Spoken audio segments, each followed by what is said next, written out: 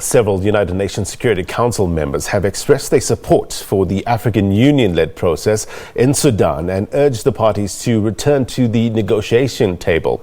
Now, in a meeting of the Council to discuss the drawdown of the peacekeeping missions in Darfur, Council members raised their concerns about developments in the capital, Khartoum. This includes the alarm raised by senior UN officials of reports of attacks, including mass rapes of protesters and women human rights defenders by security forces and para-militaries. Now, Russia and Kuwait objected to Council members raising what it called an internal matter and called for Sudan's sovereignty to be respected. The context of this meeting was to discuss the timeline for the drawdown and withdrawal of the UN peacekeeping mission in Darfur. A council resolution passed last year provides a time frame with a view towards the exit of the mission by June 30th next year. But several council members believe continued human rights abuses and developments in the capital demand a rethink of that drawdown and handover of UN sites to an authority that continues to have questions around its legitimacy. South Africa called for the Transitional Military Council to return to internal dialogue under the auspices of the African Union and IGAD. In this regard, we welcome the efforts of Ethiopia's Prime Minister Dr.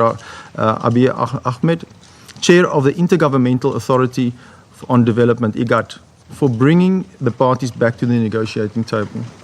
This approach is consistent with the approach of the AU communique of 6 June 2019. It is key that the Sudanese chart their own path of peace, devoid of interference. This is also vital to ensure that the substantial progress in peace building achieved in Darfur is not reversed.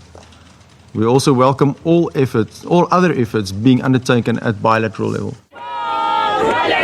Several Western countries called for transparent investigations into the targeting of protesters by security forces. We note that today the Transitional Military Council has acknowledged the violations committed by the security services on the 3rd of June and have said that an investigation is underway.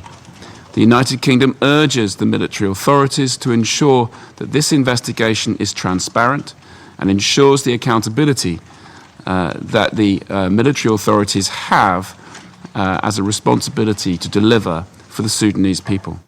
La France demande que toute la lumière soit faite. France asks for all light to be shed on the exactions that have been committed, including sexual violence, following the very worrying communique issued by Pramila Patten, and asks that those responsible be brought to justice.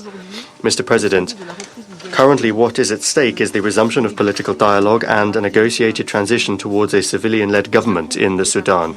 We call upon all parties to resume negotiations, to show level-headedness, openness, and to pursue compromises. But Russia, supported by Kuwait, objected to the inclusion of the political situation in Khartoum being included in the meeting on Darfur. We are surprised to note that a number of our colleagues around this table are using this agenda item not to discuss the parameters for the withdrawal of a peacekeeping operation, but to voice their assessments of the domestic political situation in the Sudan. Although, in the Security Council press statement that was agreed literally a few days ago, and also in the African Union communique, there is a clear appeal for people to refrain from any external interference. It seems that those sections of the communique are what our Western colleagues have decided to ignore. I would like to underscore that we believe that the resolution of the internal crisis in the country is a matter for the Sudanese people themselves. Sudan's representative in the meeting also objected to the inclusion of the political situation in the country in a meeting on Darfur. He told council members that the Transitional Military Council would shortly be announcing the findings of an investigation into the violence in Khartoum and promised to hold perpetrators accountable. The AU, for its part, suspended Sudan from the organization and gave the Military Council a June 30th deadline for a return to a civilian-led authority. Sherman Bryce-Pease, SABC News, New York.